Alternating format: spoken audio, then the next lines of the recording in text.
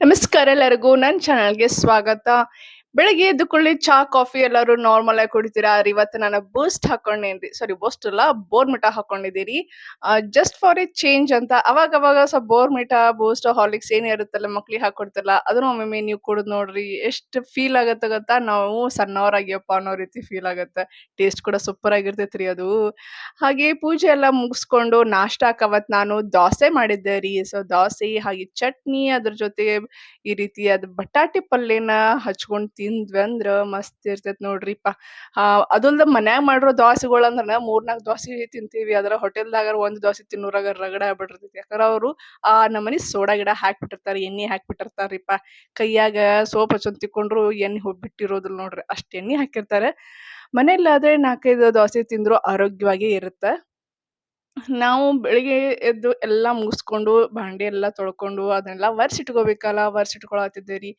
Almost trolley ಆದಾಗಿಂದ ಇದೊಂದು extra ಕೆಲ್ಸ ಆಗೈತ್ ನೋಡ್ರಿ ವರ್ಷಿ ಇಡೋದು. ಇಲ್ಲ ಅಂದ್ರ ಮೊದ್ಲೇಕ ಬರೀ ಶೆಲ್ಫ್ ಇದ್ವು ರೀ, ಬಡ ಬಡ ಡಬ್ಬ ಹಾಕ್ಬಿಡ್ತಿದ್ವಿ. ನಾನು ಈಗಿನ ಪೀಳಿಗೆಗೆ ಹೇಳೋದೇನಪ್ಪಾ, ನೀವು ಟ್ರಾಲಿ ಮಾಡ್ಸಾಕ ಹೋಗ್ಬೇಡ್ರಿ. ಜಸ್ಟ್ ಶೆಲ್ಫ್ ಹಾಕಿ ಅದಕ್ಕ ಕಪಾಟ್ ಮಾಡ್ಸ್ಕೊಂಡ್ಬಿಡ್ರಿ. ಇವತ್ತ ತುಳಸಿ ಲಗ್ನ ರೀ, ಅದಕ್ಕ ಬಂದೋರಿಗೆ ನಾವು ಕೋಸಂಬರಿ ಕೊಡ್ತೀವಿ. ಅದಕ್ಕ ಹೆಸರು ಬ್ಯಾಳಿ ನೆನಿ ಹಾಕೋಬೇಕಂತೇಳಿ ಹೆಸರು ಬ್ಯಾಳಿ ಎತ್ತಿಟ್ಟೀನಿ. ಇವಾಗ ಬಾಳೆಹಣ್ಣು ನೋಡಿರ್ ಕೂಡ್ಲೆನ ಗೊತ್ತಾತು. ಬಾಳೆಹಣ್ಣು ಬರೀ ತಿನ್ನಾಕಂದ್ರ ಬ್ಯಾಸರ ಆಕ್ಕೈತಿ ನೋಡ್ರಿ. ಅದು ಸ್ವಲ್ಪ ಚೇಂಜ್ ಇರ್ಲಿ ಅಂತ ಹೇಳಿ ನಾನ ಜೇನ್‌ತುಪ್ಪ ಐತ್ರಿ ಮನ್ಯಾಗ, ಜೇನ್‌ತುಪ್ಪ ಹಾಕೊಳಕತ್ತೀನಿ. ಜೇನ್‌ತುಪ್ಪ ಅಂತ್ರು ಮಸ್ತ್ ರೀ ಆಕ್ಚುಲಿ ಡೈಜೆಷನ್‌ಗೂ ಚಲೋ ಆಗತ್ತ. ಹಾಗೆ ನಮ್ ಸ್ಕಿನ್‌ಗೂ ಕೂಡ ಚಲೋ ಐತ್ರಿ ಇದು.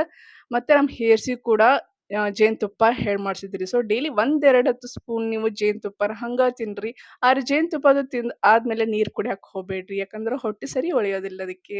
ಸೊ ಬಾಳೆಹಣ್ಣ್ ಮೇಲೆ ಈ ರೀತಿ ಜೇನುತುಪ್ಪನ ಹಾಕೊಂಡ್ ತಿಂತಾ ಇದ್ರೆ ಸೂಪರ್ ಆಗಿರುತ್ತೆ ರೀ ಟೇಸ್ಟು. ಅದು ಅಲ್ಲದೆ ಬಾಳೆಹಣ್ಣು ಕೂಡ ಮೈಗೆ ತಂಪಾಗತ್ತ. ಸೊ ನಮ್ ಡೈಜೆಷನ್‌ಗೂ ಚಲೋ ಆಗತ್ತ. ಕಳ್ಳಿಗೂ ಚಲೋ ರೀ. ಆ ಕಾರಣಕ್ಕ ಬಾಳೆಹಣ್ಣು ಡೈಲಿ ತಿಂದ್ರೆ ಒಳ್ಳೇದು.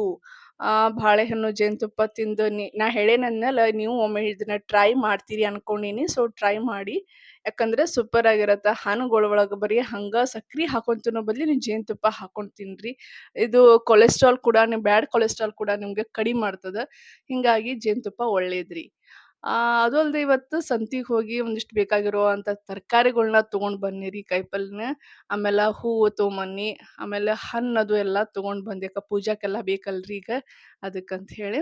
ಆಲ್‌ಮೋಸ್ಟ್ ನಮ್ಮ ಮನೆಯವರು ಎಲ್ಲಾ ಇದು ಹುಂಚಿ ಹಾಗೆ ಆ ಗುಡ್ಡದ ನೆಲ್ಲಿಕಾಯಿ ಅಂತಾರಲ್ಲ ಅದ್ನೆಲ್ಲ ತರ್ಸಿಟ್ಟಿದ್ರು. ಮನೇಲೇ ಒಂದೆರಡು ಕಬ್ಬ್ ಬೆಳೆದಿದ್ದೇವೆ ರೀ. ಅದಕ್ಕ ಅವ ಸರಿ ಅದಾವ ಇಲ್ಲೋ ನೋಡ್ಕೊಂಡು ಅವನ್ನ ಕಟ್ ಮಾಡಿರಾಯ್ತ್ ಅಂತ ಹೇಳಿ ಕಟ್ ಮಾಡತ್ತೀನಿ. ಆಕ್ಚುಲಿ 3 ಬೆಳೆದ್ ಬಿಟ್ಟಾವ್ರಿ ಅವು. 3 ಹೆಂಗ್ ಇಡಾಕ್ ಬರ್ತೈತ್ ನೋಡ್ರಿ. ಇಟ್ರಿ ಎರಡರ ಇಡುನ್ ತಡಿ ಅಂತ ಹೇಳಿ ಅಷ್ಟನ್ನು ಕಟ್ ಮಾಡ್ಬಿಟ್ನಿ.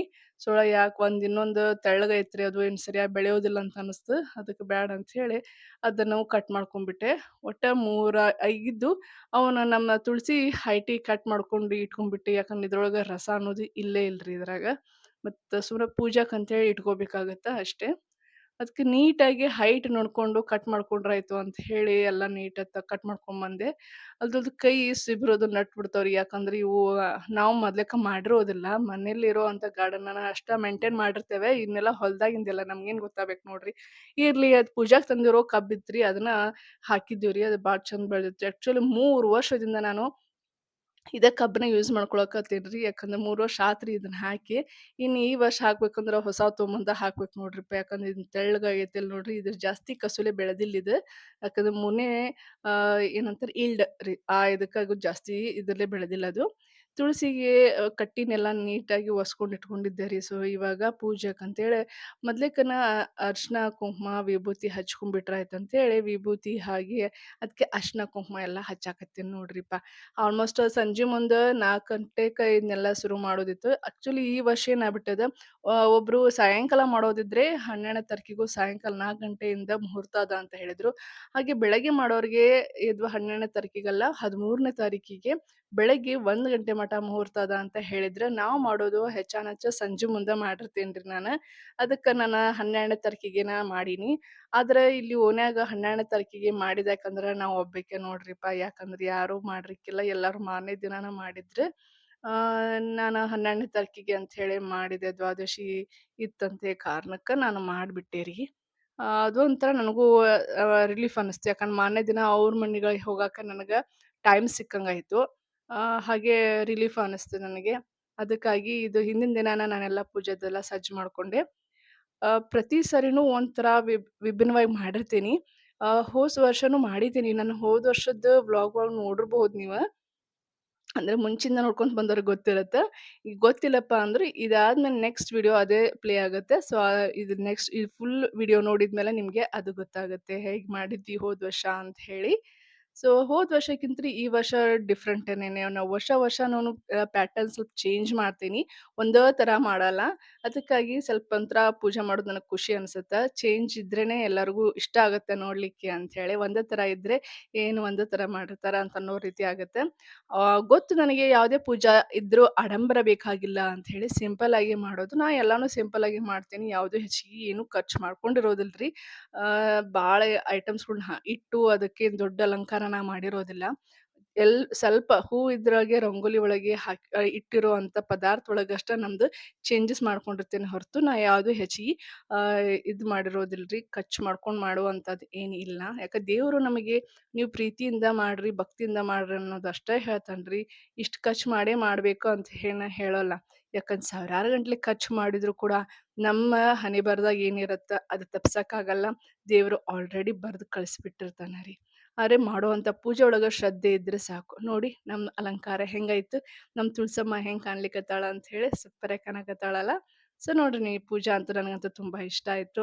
ನನ್ನ ಮನಿಗ್ ಬಂದಂತ ಎಲ್ಲಾ ಮುತ್ತೈದೆರಿಗೂ ಕೂಡ ಎಲ್ಲರಿಗೂ ಇಷ್ಟ ಆಯ್ತು. ನೇಬರ್ಸ್‌ಗಳಿದ್ರು ಎಲ್ಲಾರು ಬಂದವರು ಕೂಡ ಅಂದ್ರು, "ಚಂದಾಗಿದೆ ರೀ ಪೂಜಾ" ಅಂತ ಹೇಳಿ.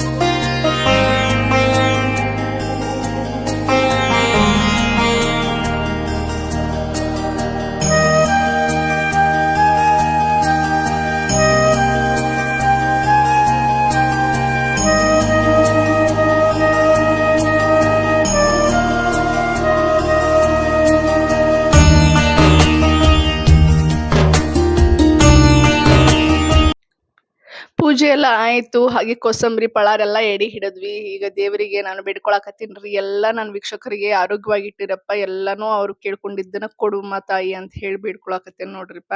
ಹಾಗೆ ನಮ್ಮ ಓಣ್ಯಾಗ ಎಲ್ಲರಿಗೂ ಹೇಳ್ಬಿಟ್ಟು ಬಂದಿದ್ದೆ. ಸೊ ಇಲ್ಲ ಸಾರಿ ಎಲ್ಲೋ ಕಾಲ್ ಮಾಡಿದ್ದೆ. ಕಾಲ್ ಮಾಡಿದ್ದಕ್ಕೆ ಎಲ್ಲರೂ ಬಂದ್ರು. ಕೆಲವ್ರು ನನ್ ಕಾಲ್‌ನ ರಿಸೀವ್ ಮಾಡ್ಲಿಲ್ಲ. ಅದು ಬೇಜಾರಾಯ್ತು.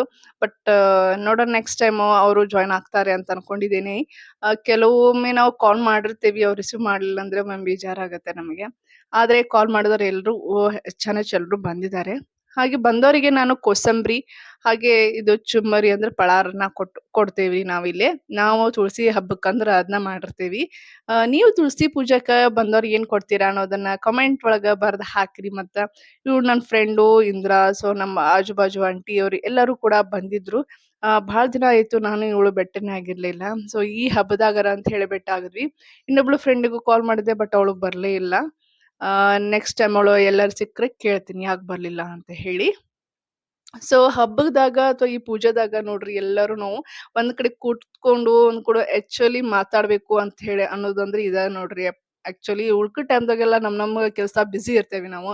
ಆದ್ರ ಈ ಟೈಮ್‌ದಾಗ ಎಲ್ಲಾರು ಒಬ್ಬೊಬ್ರು ಬೆಟ್ಟಾಗ್ತೇವಲ್ಲ, ಆ ಒಂದ್ ಕಾರಣಕ್ಕ ಹಬ್ಬದಾಗಂತ್ರು ಎಲ್ಲಾರು ಯಾರ್ಯಾರ್ ಮನಿಗ್ ಕರ್ದಿರ್ತಾರ ಹೋಗೋದನ್ನ ಮಾತ್ರ ಮಿಸ್ ಮಾಡ್ಕೋಬೇಡ್ರಿ ನೀವು. ಹಾಗೆ ಆಜು ಬಾಜುವರು ಎಲ್ಲರೂ ಕೂಡ ಬಂದು ಆರತಿ ಮಾಡಿದ್ರು. ಎಲ್ಲರಿಗೂ ಕೂಡ ನಾ ಮಾಡಿರುವಂತ ಪೂಜೆನ ಇಷ್ಟ ಆಯ್ತು. ಸಿಂಪಲ್ ಆಗೇ ಮಾಡಿದ್ದೆ. ಆದ್ರೆ ಅದು ಅವ್ರಿಗೆ ಅಷ್ಟೇ ಇಷ್ಟ ಆಯ್ತು. ನನಗೂ ಕೂಡ ಪ್ರೀತಿ ಅನಿಸ್ತು ಆಕ್ಚುಲಿ ಅವರೆಲ್ಲ ಇಷ್ಟಪಟ್ಟಿದ್ ನೋಡಿ. ಬಂದವ್ರಿಗೆ ಎಲ್ಲರಿಗೂ ನಾನು ಅರಿಶಿನ ಕುಂಕುಮ ಹಾಗೆ ಕೋಸಂಬರಿ, ಪಳಾರ್ನ ಕೊಟ್ಟು ಒಂದ್ 5, 10 ನಿಮಿಷ ಯಾಕಂದ್ರೆ ಇವತ್ತು ನಾನೇ ಒಬ್ಳೆ ಮಾಡಿದ್ದಲ್ವಾ, ಉಳಿದದ ಕಡೆ ಎಲ್ಲ ಮಾಡಿರ್ಲಿಲ್ಲ. ಹಿಂಗಾಗಿ ನಿಧಾನವಾಗಿ ಕೂತ್ ಹೋದ್ರು. ನನ್ಗೂ ಅದೊಂದ್ ಚೂರು ರಿಲ್ಯಾಕ್ಸ್ ಅನಿಸ್ತು. ಯಾಕಂದ್ರೆ ಬಂದವ್ರು ಒಂದ್ 10 ನಿಮಿಷ ಕುಂತ್ ಹೋದ್ರೆ ಬಂದದ್ದಕ್ಕೆ ಸಾರ್ಥಕ ಅನ್ಸುತ್ತೆ. ಇಲ್ಲಾಂದ್ರೆ ಬಂದ್ರು ಹೋಗ್ಬಿಟ್ರು ಅನ್ನೋ ಗತಿ ಆಗ್ಬಿಡುತ್ತೆ. ಅದೊಂದು ಖುಷಿ ಅನಿಸ್ತು ನನಗೆ. ಹಾಗೆ ನಾ ಅಲ್ಲಿ ಬೆಡ್‌ಶೀಟ್ ಯಾಕೆ ಹಾಕಿದ್ದೀನಪ್ಪಾ ಅಂತಂದ್ರೆ, ಗಾಳಿ ಬರುತ್ತೆ ರೀಪಾ. ಗಾಳಿ ಬಂತಂದ್ರ ನಮ್ ಸಮಯೊಳಗಿರೋ ದೀಪ ಅದು ಏನ ಬರೋದೇ ಇಲ್ಲ ನೋಡ್ರಿ ಬೆಡ್‌ಶೀಟ್ ಯಾವ ನಮೂನಿ ಹಾರಾತದ ಅಂತ ಹೇಳಿ. ಹಂಗ ದೀಪ, ಆರತಿ ಏನು ನಿಲ್ಲದೇ ಇಲ್ಲ. ಆ ಕಾರಣಕ್ಕ ನಾನು ಬೆಡ್‌ಶೀಟ್‌ನ ಹಾಕಿರೋದ್ರಿ ಅಲ್ಲಿ. ಸೊ ನನ್ನ ವ್ಲಾಗ್ ಫಸ್ಟ್ ಟೈಮ್ ಯಾರು ನೋಡ್ಲಿಕತ್ತೀರಿ ದಯವಿಟ್ಟು ಸಬ್ಸ್ಕ್ರೈಬ್ ಮಾಡ್ರಿ, ಲೈಕ್ ಮಾಡ್ರಿ, ಇಷ್ಟ ಆಗಿದ್ರೆ ಶೇರ್ ಕೂಡ ಮಾಡಿ.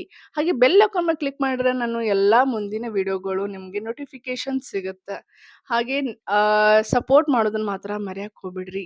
ಯಾರ್ಯಾರು ನೋಡಿರ್ತೀರ ಅವರು ಎಲ್ಲರೂ ಲೈಕ್ ಬಟನ್ನ ಕ್ಲಿಕ್ ಮಾಡ್ರಿ.